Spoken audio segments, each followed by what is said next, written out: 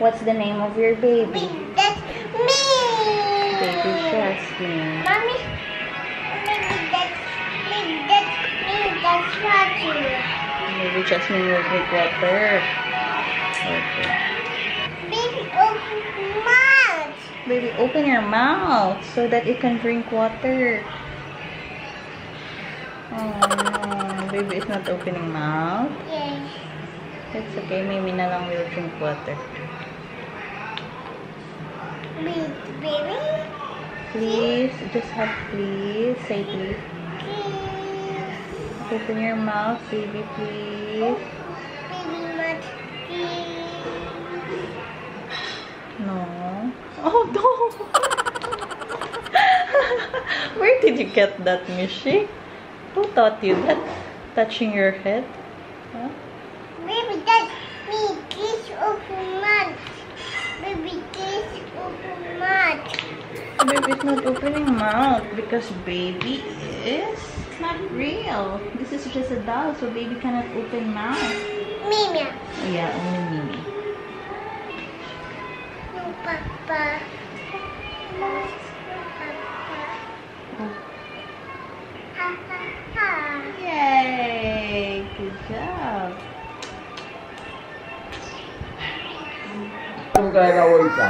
Alis na kami guys. May bag si Mishkan. Kailangan ko kasing dalhin yung iPad. Kaya ito yung bibit-bitin ko na bag ni Mimi.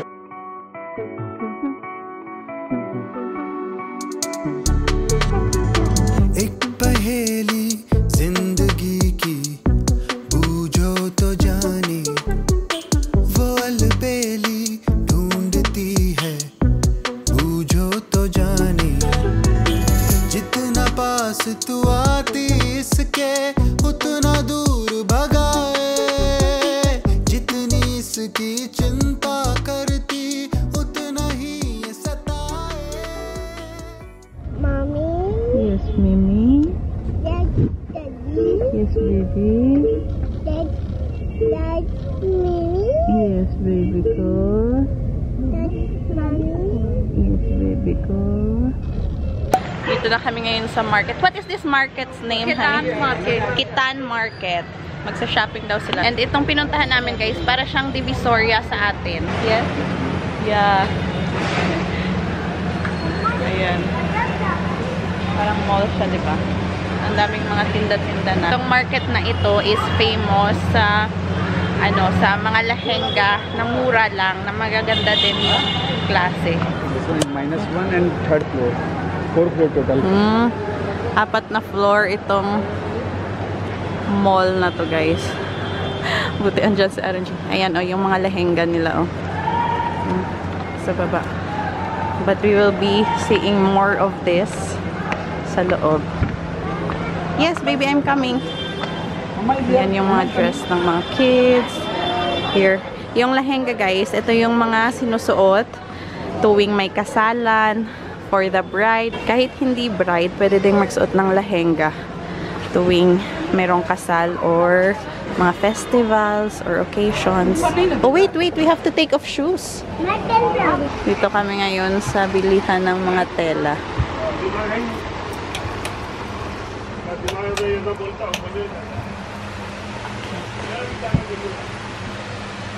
Ang daming option.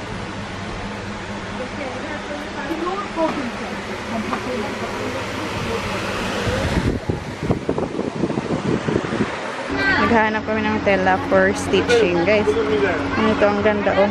Para kay mami, sabi ko bilhin niya kasi ang ganda. Dito naman mga bedsheet. Ganito. Ang mga pasaway namin, oh. Napagod na kakatakbo.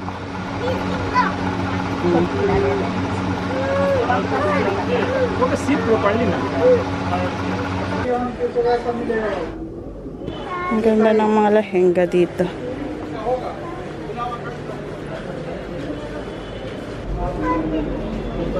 Ang ganda ng mga lehenga. Mawad! Flag. देखना नहीं, जाकर देखो एक बार। कुछ नया कैटलॉग खोले हैं, डिजाइनर चीज मिलेगा आपको मनीष में। जाकर देखिए, सब लोग ले रहे हैं। एक नया पसंद आने वाला, सब जगह नहीं मिल पाएगा ये। We're having snacks. We have egg roll and noodles. Yung isang bata ay tutog.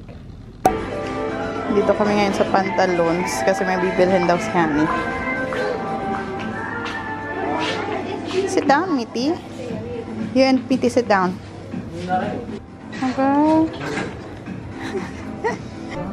Okay. You like that, Daddy? So cute daw, Daddy, huh?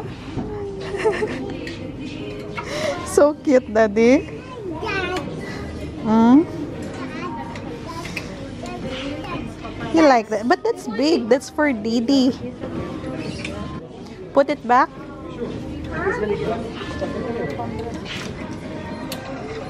Good job. But that's big also, Mimi. Look for small. She wants to go shopping also, Daddy. Wow. You like that? What's that? Oh, there's a pocket. How about that? Do you look? She's trying. Pumipili din siya eh. Our next stop. Dito naman tayo sa ano ba to? Sri Bansal Sari Shop. Bibili si Honey ng sari.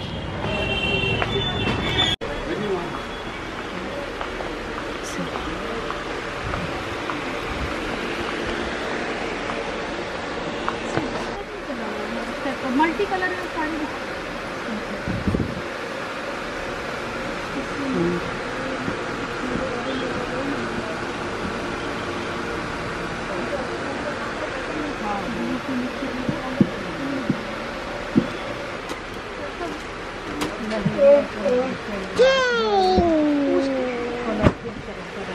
This one?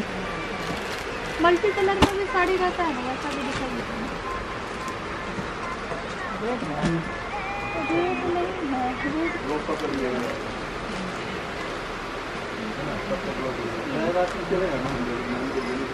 Yung last stage na celebrate namin para yun sa mga husband. And this time, yung pagkahandaan ni Honey is yung para naman sa mga kids. Kailangan mong mag-casting for your kids. So, bibili siya ng sari para sa celebration.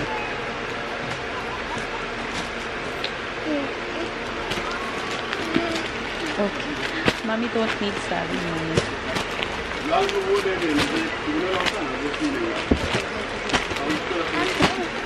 It's not for me, it's for Bua.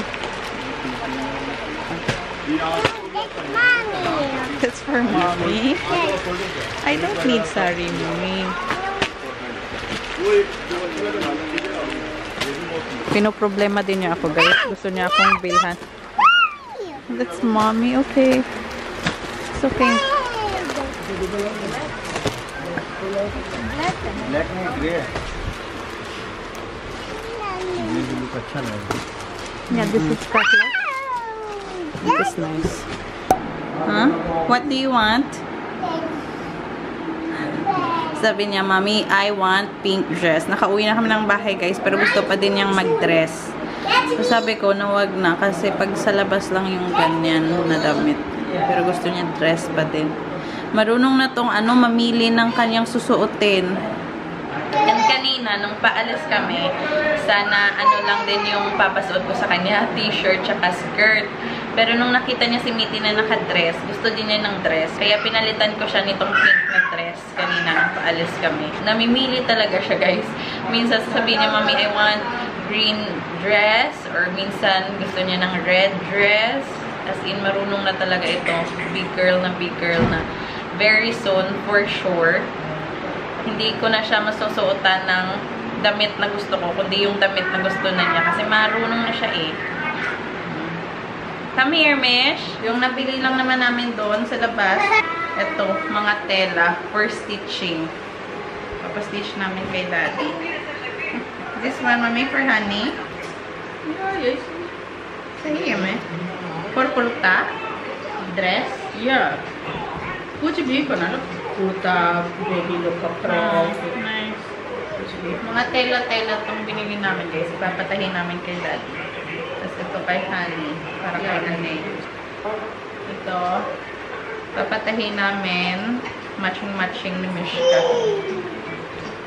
And this one is for me. Ang ganda ng tela kasi. May ipapatahi ako dito.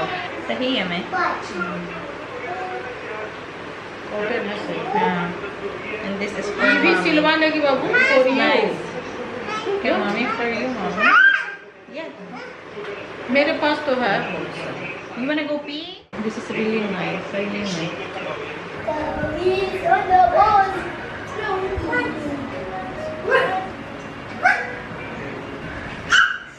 Tawang-tawa ako kay Mishka, guys. Papunta na kasi siya sa CR. And ilang beses na siyang umihi. Simula nang dumating kami.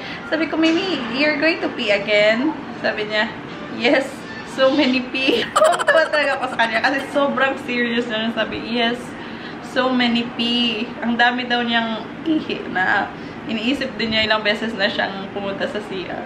Pagod ako, guys. Every time lumalabas kami, pagod ako. Pag wala si Abhi, ito lang siguro yung downside na hindi ko kasama si Abhi. Kasi pagod ako, wala akong, alam mo yun, pwede kong ipasa si Mishka sa kanya para makapagpahinga ako. And hindi ako masyadong nakakapag-vlog kapag nasa labas kami. Kaya unlike sa Bangalore, kapag lumalabas kami, gusto niya naglalakad, tumatakbo. Pero dito, as in, bit-bit ko talaga siya. Karga-karga. Mommy, hug. Please, mommy, hug. Please, please, hug. Namish na? Yes. Yes. Tumango din siya. What do you want to do? Baby milk lang?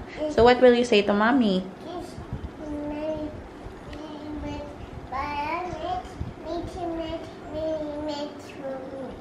Okay.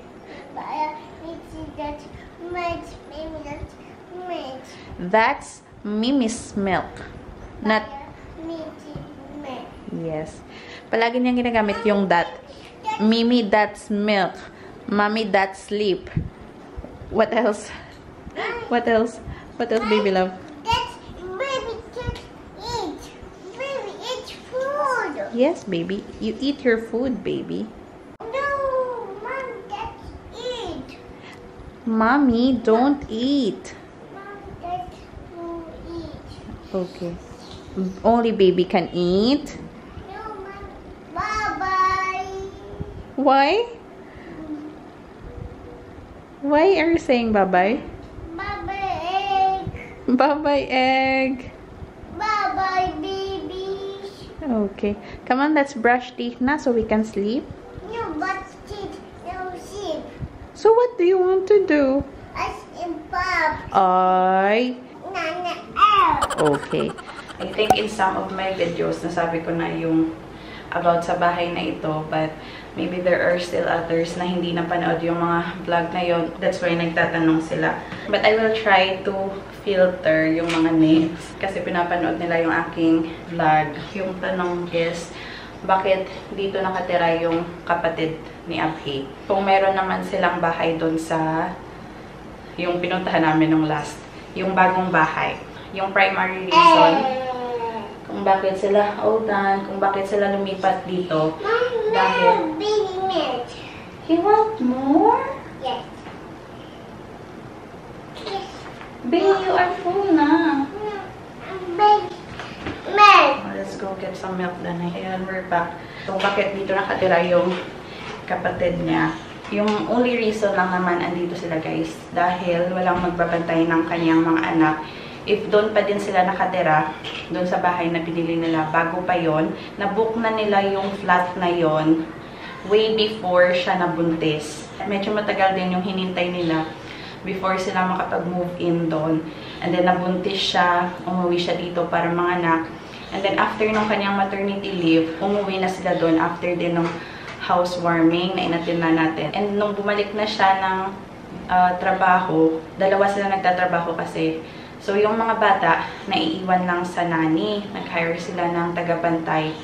Pero, syempre, pag ikaw nanay, na hindi mo naman talaga kakilala yung nagbabantay sa anak mo, hindi ka talaga komportable, diba? So, that's when they decided na umuwi dito para yung biyanan ko na lang na babae yung magbantay sa mga anak niya.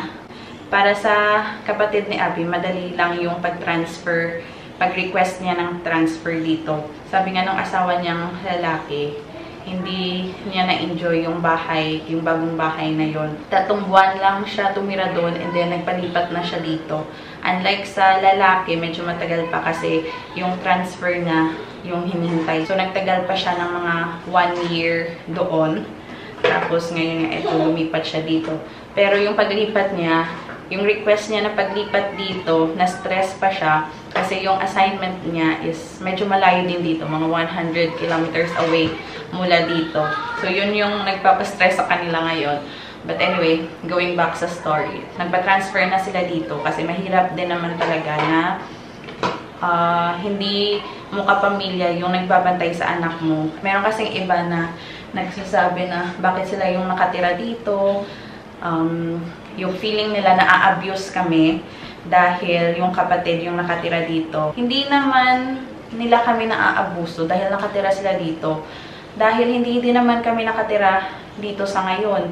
And hindi naman sila nakatira dito ng libre guys kasi yung sa taas nirerentahan nila. So nagbabayad din sila. So hindi free din yung pagtira nila dito.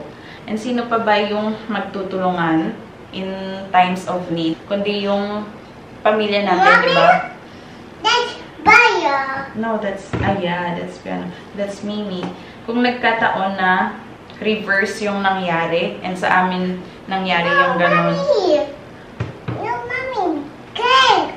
Okay. And kung nag-reverse yung sitwasyon and kami yung nangangailangan ng tulong, hindi ba maganda din yung pakiramdam na meron kang pamilya na pwede mong takbuhan? Baby.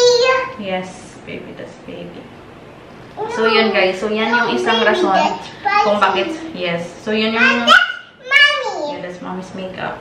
So yun yung rason kung bakit sila andito. Mimi from Dad. And yung bahay nila, sa ngayon, may nagre-renta na. Parang kinukonsider na lang nila na investment nila yun. Kasi nga dati... Mommy, on. On? Yes. Okay. Kasi nga, ini-expect talaga nila dati na doon sila titira. Kaya lang, hindi nila na-foresee yung future. Mommy, on. Hindi nila na-foresee yung future na magkaroon sila ng isa pang anak at saka walang magbabantay na pamilya nila. And nung time na yon, hindi din pwede yung aking biyanan na siya yung pumunta doon para magbantay sa mga bata. Kasi nga, under construction pa din itong bahay na to. So, yun yung rason kung bakit sila dito nakatira. And then, yung mga nagtatanong if kanino ba talaga ang bahay na to. So, nung sinabi ko na family house namin ito, nung nag-house tour ako dati, it doesn't mean na para lang sa aming tatlo. Si Mishka, ako, at si Abhi. If you're not familiar with Indian culture, dito kasi sa India, yung anak na lalaki, yung may responsibility na mag-alaga sa kanyang mga magulang pag matanda na ito. Since yung anak na babae, kapag nakasal na siya sa asawa niyang lalaki, magiging part na siya ng pamilya ng lalaki. So, iiwan niya yung kanyang pamilya and magiging part na siya ng family ng lalaki. While yung lalaking anak, siya talaga yung mag-aasikaso, mag-aalaga, nagpo-provide sa kanyang mga magulang kahit na may asawa na siya. Pero kalakip naman nun guys, kung ano man yung meron yung kanyang mga magulang, sa anak na lalaki yun mapupunta. And since si Abhi lang yung nag-iisang anak na lalaki, responsibilidad niya yung kanyang mga magulang. Parang kagaya lang din sa atin, sigurong mga Pinoy, once na nakapagtapos na tayo ng pag-aaral, nagkaroon ng magandang trabaho, and capable na tayong like ganito, magpagawa ng bahay, hindi ba inuuna nating isipin na gusto din nating mag-give back sa ating mga magulang. Like, bigyan ng magandang bahay or komportabling bahay yung ating mga magulang. Parang same din yung instinct niya. Since hindi nga siya lumaki sa like malaking bahay or magandang bahay, yung goal talaga niya is mapagawa ng komportabling bahay yung kanyang mga magulang. And yung lahat na ito na pinatayuan ng bahay sa mga magulang niya to, And since siya lang yung nag-iisang anak na lalaki, sa kanya mapupunta ang lupa na to. And since may lupa na, dito na lang nagpatayo ng bahay. Mga nagtatanong if meron bang ambag or meron bang contribution yung kapatid niya na babae sa pagpapatayo ng bahay na to. Wala po siyang ambag kasi nung time na pinapatayo ang bahay na to, nung nag-loan si Abhi para sa bahay na to, under construction din yung bahay nila. So, yun yung pinaglalaanan nila ng pera, pinagagastuhan din nila ng pera. So, natapos yung bahay na to mula dun sa home loan namin. Yung mga finishing touches dito sa bahay, yung mga biyanan ko na yung naglabas ng pera, like sa interior, kasi wala kaming pera, ubos na kami nung time na yun. Plano sana namin is unti-untiin na lang after nung naubos na namin yung pera sa loan. But since yung mga biyanan ko naman yung nakatira dito, sila na yung naglabas ng pera para mapaganda and livable din para sa kanila yung itong first floor. And dito kasi sa India, guys, sa pagkakasabi sa akin ni Abhia, there's no difference kung yung magulang niya yung nagbayad or siya yung nagbayad. Kasi in the end, sa kanya din naman mapupunta whatever na meron yung kanyang mga magulang. Mommy, where's Mimi? They're sleeping. So, yung bahay na to, for our family, including yung magulang ni Abhi, nagkataon lang na yung kapatid ni Abhi, kailangan niya ng tagabantay sa kanyang mga anak. And yun yung aking mga biyanan. Kaya sila andito. Sana masagot ng vlog na to yung mga questions ng iba kung bakit ganito, bakit ganyan. Ito yung ginagamit ko para sa kanyang buhok.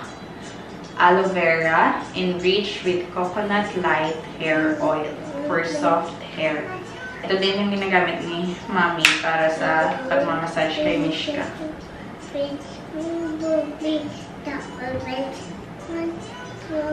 Bump his head. The doctor said, no more monkeys. No more monkeys.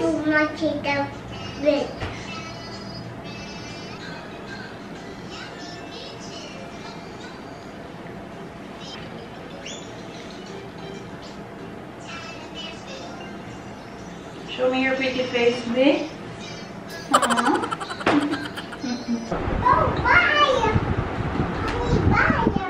Ani baya. Uy, slowly. Oh, Mimi's turn daw. Uy, slowly. Uy.